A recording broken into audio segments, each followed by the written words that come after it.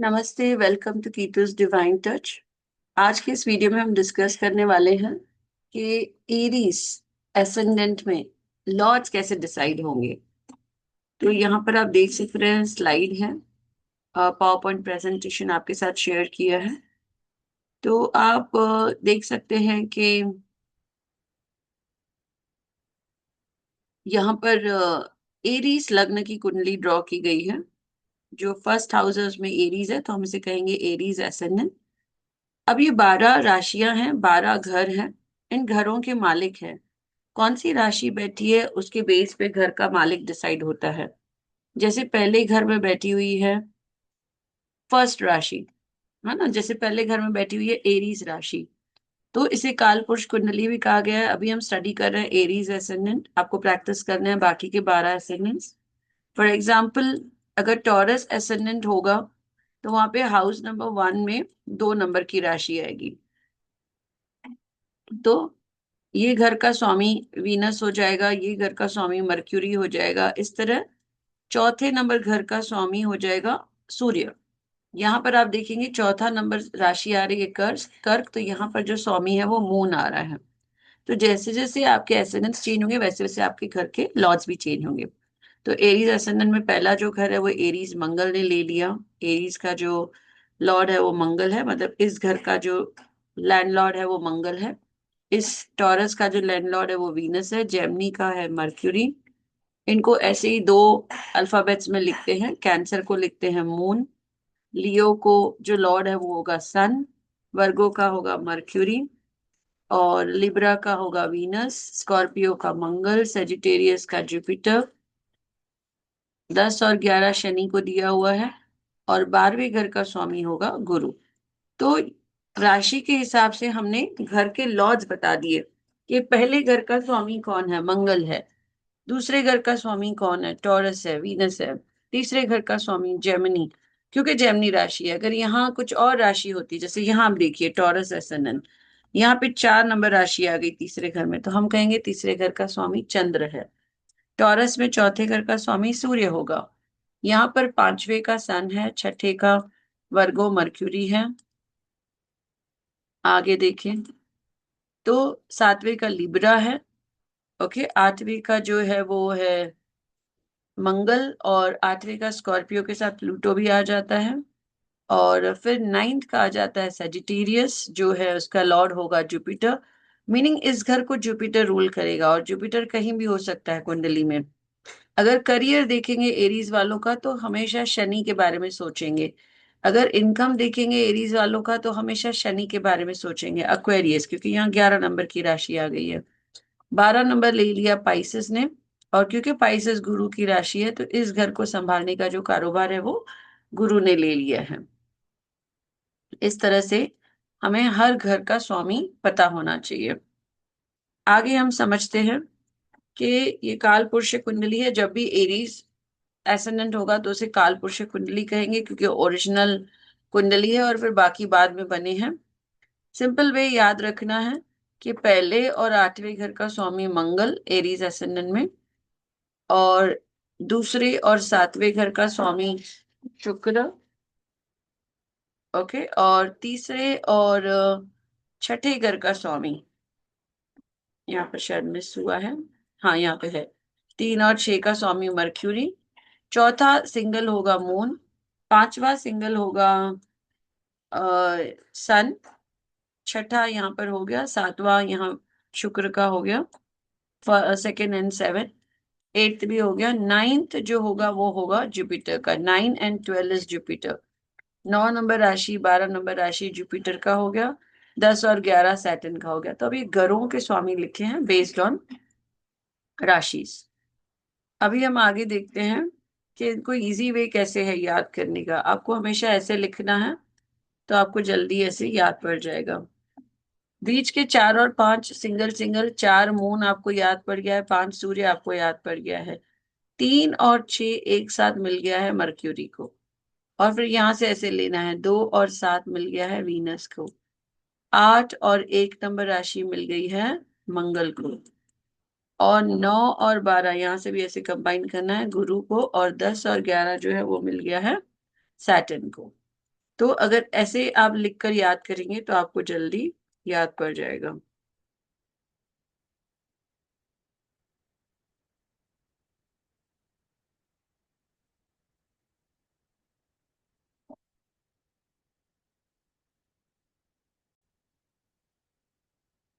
अब हम इसी एसेंडेंट को और ध्यान से समझने की कोशिश करते हैं, एरीज एसेंडेंट को।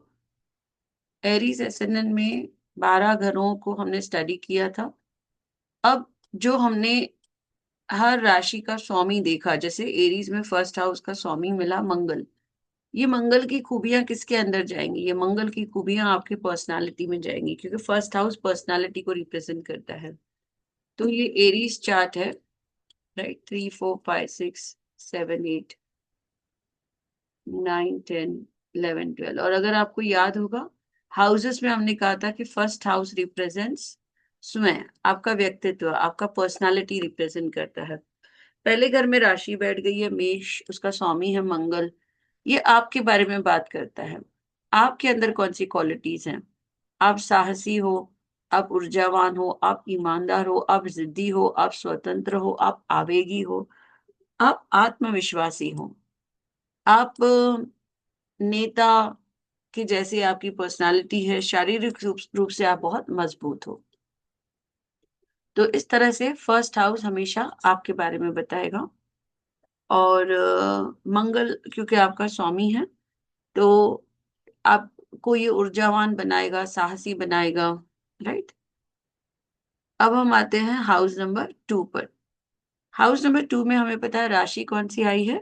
शुक्र की। लेकिन हाउस नंबर 2 रिप्रेजेंट किसको करता है? हाउस नंबर 2 रिप्रेजेंट करता है,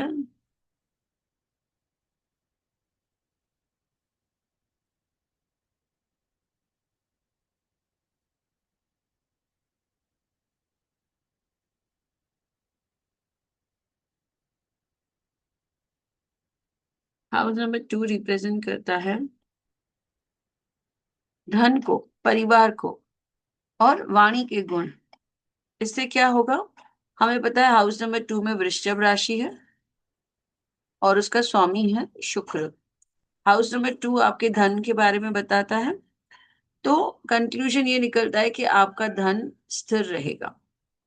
आपके परिवार के बारे में, आपका परिवार भी स्थिर क्वालिटी का रहेगा, आपकी वाणी भी स्थिर रहेगी। इस तरह से आपको कंबाइन करने हैं। आपका परिवार, आपका परिवार कैसे रहेगा? व्यक्तियों के गुण, भौतिक रहेगा, मटेरियलिस्टिक रहेगा, और प्रिय रहेगा, जमीन जायदाद से जुड़े रहेंगे, विश्वसनीय रहेंगे और कलात्मक रहेंगे। जो भी शुक्र की क्वालिटीज हैं या वृषभ की क्वालिटीज हैं, वो आपके फैमिली को मिल रहे हैं, क्योंकि सेकेंड हाउस आपका फैमिली बताता है, आपका बैंक बैलेंस बताता है। सेकेंड हाउस आपका फेस बताता है, आपकी ईटिंग बताता है, सेकेंड हाउस आपकी वाणी को बताता है। तो वाणी आपकी कैसी रहेगी?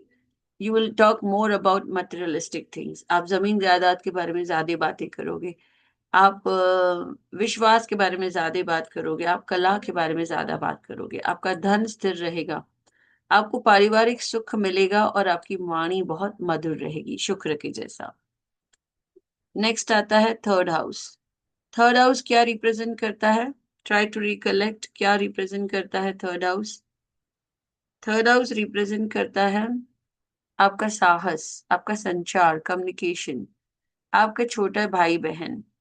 तो उन व्यक्तियों के अंदर किसके क्वालिटीज रहेंगे? बुद्ध के क्वालिटीज रहेंगे, क्योंकि मिथुन राशि आ गई है। तो आपका छोटा भाई बहन बहुत ही बुद्धिमान रहेंगे, इंटेलिजेंट रहेंगे, चंचल रहेंगे, क्योंकि जो बुद्ध है वो प्रिंस है। प्रिंस क्या रहता है? इमैच्योर रहता है। ये बहुमुखी रहेंगे, दो दो तरह से बातें करेंगे, प्रतिभा वाले रहेंगे, वार्तालाप में बहुत ही कुशल रहेंगे और हंसमुख रहेंगे। भाव का फल क्या है? आपकी कम्युनिकेशन कैसी होगी? आपकी कम्युनिकेशन बहुत ही संचार कुशल रहेंगे, और आपकी छोटी यात्राएं बुद्ध अधिक कराएगा। जहां पर भी बुद्ध आता है वहां पे आप मैनी शब्द लगा दीजिए। तो आपके पास many many small travels will be there, short travels will be there. आपके पास बहुत सी बातें रहेंगी बात करने के लिए। नेक्स्ट आता है चौथा भाव। जो रिप्रेजेंट करता है किसे, माता को। माता के पास कौन सी राशि आ गई है, चंद्र की कर्क राशि आ गई है। We are talking about Aries ascendant.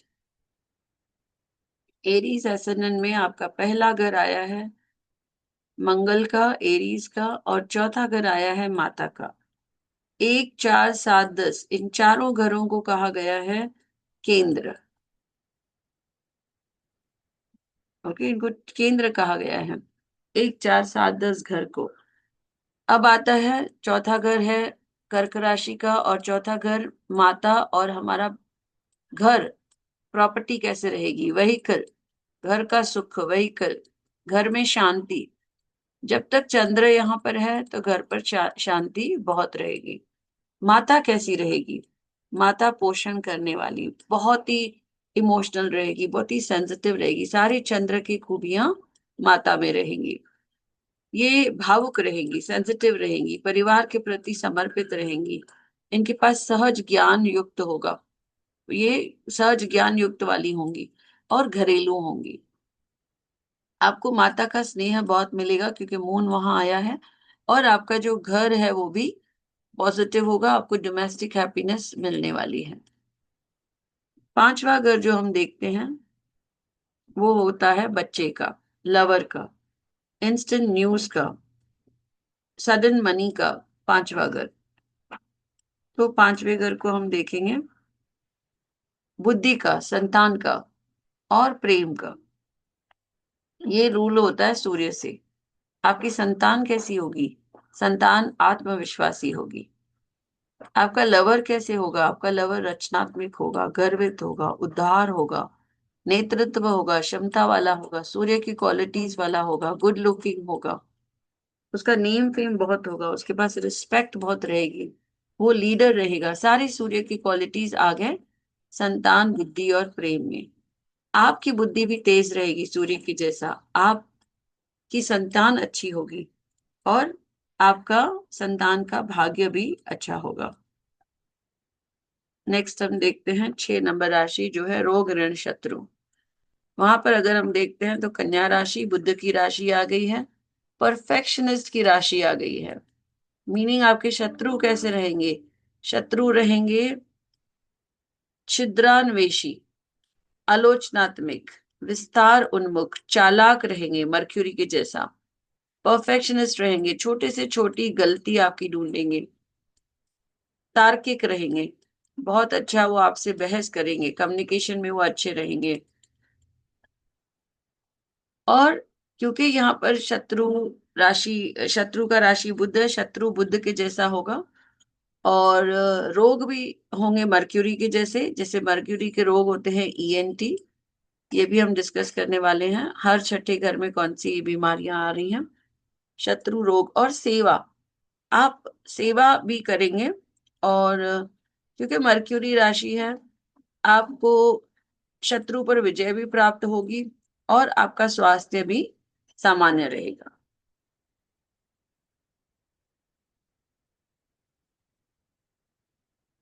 8 7 number होगा आपका मैरिज पार्टनर। सन ये 5 पे चले गए हम। सर 7 नंबर होगा आपका जीवन साथी, आपका पार्टनरशिप कैसे रहेगा। तो 7 नंबर है तुला की राशि, शुक्र है इसका स्वामी। जीवन साथी कैसा रहेगा, जीवन साथी वीनस के जैसा होगा, शुक्र के जैसा होगा, सौम्य, आकर्षक, संतुलित, कला प्रेमी, रिश्तों को महत्व देने वाला और न्यायप्रिय जीवन साथी होगा। आपके पार्टनरशिप भी इस तरह के पार्टनर के साथ हो सकती है। और आपका मैरिड लाइफ अच्छा रहेगा, शुक्र डिसाइड करेगा आपके मैरिड लाइफ को। आपका वैवाहिक जीवन कैसे रहेगा, सफल साझेदारी, पार्टनरशिप कैसे रहेगी, उसके लिए हम शुक्र को देखने वाले हैं। अगर शुक्र कुंडली में अच्छा होगा तो ये सब चीजों का पॉजिटिव रिजल्ट मिलेगा, अगर शुक्र नेगेटिव होगा तो ये सब चीजों का आपको नेगेटिव रिजल्ट मिलेगा। अब आता है 8 नंबर, वहां पे वृश्चिक राशि है जो एरीज की खुद की राशि है, मंगल की खुद की राशि है। तो इसका रिजल्ट कभी भी ज्यादा नेगेटिव नहीं होगा, खुद के घर को मंगल खराब नहीं करेगा। तो ये 1 और 8 मंगल के खुद के घर है। यहाँ पे पता चलता है रहस्य और आपका उत्तराधिकारी। आपके सास ससुर भी यहाँ से पता चलता है, क्योंकि 7th हाउस आपके स्पाउस का है। जैसे आपका ये फर्स्ट हाउस है और सेकंड आपके फैमिली का है, वैसे ये स्पाउस का घर है और ये उसकी फैमिली का घर है।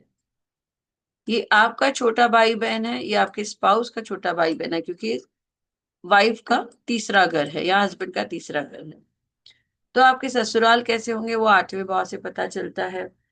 आपके गहन विचार, आपके सास ससुराल वाले गहन विचार वाले रहेंगे, रहस्यमय रहेंगे, मनोवैज्ञानिक तीव्र बुद्धि वाले, जुनूनी रहेंगे। आपके अंदर रहस्यों में रुचि कितनी आएगी, अचानक धन लाभ होगा नहीं होगा, वो डिपेंड करता है आपके मंगल के ऊपर, क्योंकि 8वें घर का लॉर्ड आपका मंगल है। अब हम जाते हैं 9th हाउस पर। 9th हाउस पर आता है कि ये आपके भाग्य का घर है। आपका भाग्य कैसे होगा, आपका लंबी यात्राएं आपकी कैसे होंगी, आपके पिता का नेचर कैसे रहेगा, वो आप सीखते हैं 9th हाउस में से। 9th हाउस का जो स्वामी है वो गुरु है, धनु राशि आ रही है यहाँ पर। आपका पिता भाग्य गुरु कैसे रहेंगे। पिता जो रहेंगे बहुत ही उदार किस्म के रहेंगे, बहुत ही धार्मिक रहेंगे, दार्शनिक रहेंगे, दूरदर्शी रहेंगे। जो जुपिटर के क्वालिटीज हैं वो पिता के क्वालिटीज हो जाते हैं। आपकी यात्रा कैसे होगी, आप न्याय प्रिय होंगे, और आप की लंबी यात्राएं कैसे होंगी, ज्यादा करके स्पिरिचुअल होंगी, क्योंकि गुरु की राशि है। आपका हायर एजुकेशन जो होगा वो होगा आध्यात्मिक में, आपका स्पिरिचुअल हायर एजुकेशन होगा। नेक्स्ट हम आते हैं हाउस नंबर 10। आपका कर्म स्थान कैसे रहेगा, आपका कर्म कैसे रहेगा, आपकी ऑफिस कैसे रहेगी, आपका कामकाज कैसे रहेगा, या आपका बॉस कैसे रहेगा, अधिकारी कैसे रहेगा, आपका पेशा क्या रहेगा, वो सब शनि डिसाइड करेगा। आपके बॉस जो होंगे वो होंगे अनुशासित, महत्वाकांक्षी, जिम्मेदार, व्यवहारिक, धैर्यवान, परंपरावादी। आपको अच्छा पद मिल सकता है, जैसे शनि को जज बनाया गया था। समाज में आपको मान सम्मान मिलेगा नहीं मिलेगा वो शनि की स्थिति के ऊपर डिपेंडेंट है। अगर शनि अच्छी स्थिति में बैठे हुए हैं तो आपको मान सम्मान जरूर मिलेगा, नहीं तो फिर आपको थोड़ा सा दिक्कत झेलना पड़ सकता है। 11वां भाव कुंभ है, अगेन शनि का है। आपकी आय कैसे होगी, आपके जो आय होगी वो इंडिपेंडेंट होगी, स्वतंत्र होगी। आपके मित्र कैसे होंगे, मित्रवत होंगे, मानवतावादी होंगे, मौलिक होंगे, तकनीकी प्रेमी रहेंगे और विचित्र रहेंगे। आपका बड़ा भाई बहन कैसे रहेंगे, वो भी आपको इसी प्रकार के रहेंगे, मित्रवत, मानवतावादी। आपकी इच्छा पूर्ति होगी कि नहीं, ये भी अगेन शनि पे डिपेंडेंट है। अगर शनि पॉजिटिव है तो आपकी इच्छा पूर्ति होगी, नहीं तो आपकी इच्छा पूर्ति नहीं होगी। तो हम जो स्वामी है, अगर घर का स्वामी अच्छा है, राइट, अगर घर का स्वामी अच्छा है तो उसके रिजल्ट्स अच्छे होंगे, लेकिन घर का स्वामी अगर अच्छा नहीं है तो हमें रिजल्ट अच्छे नहीं मिलेंगे। हाउस नंबर 12 को देखते हैं।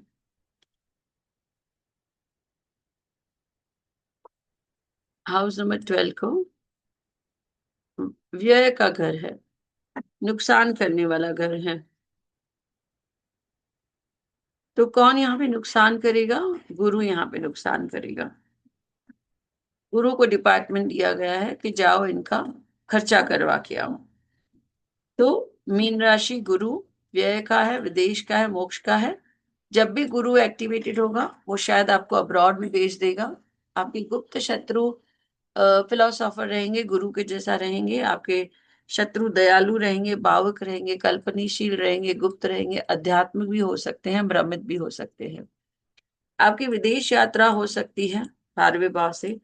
आपका आध्यात्मिक की तरफ, स्पिरिचुअलिटी की तरफ भी झुकाव हो सकता है, क्योंकि 12वां घर हमारे सबकॉन्शियस का हाउस है। तो हमारा सबकॉन्शियस कब डेवलप होगा, जब गुरु एक्टिवेटेड रहेगा।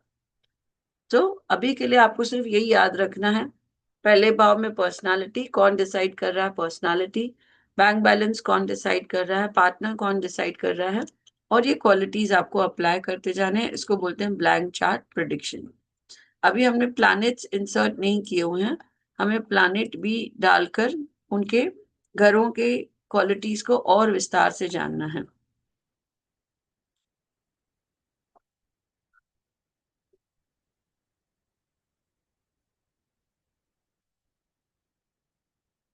तो हम नेक्स्ट वीडियो में डिस्कस करते हैं टॉरस एसेंडेंट के बारे में।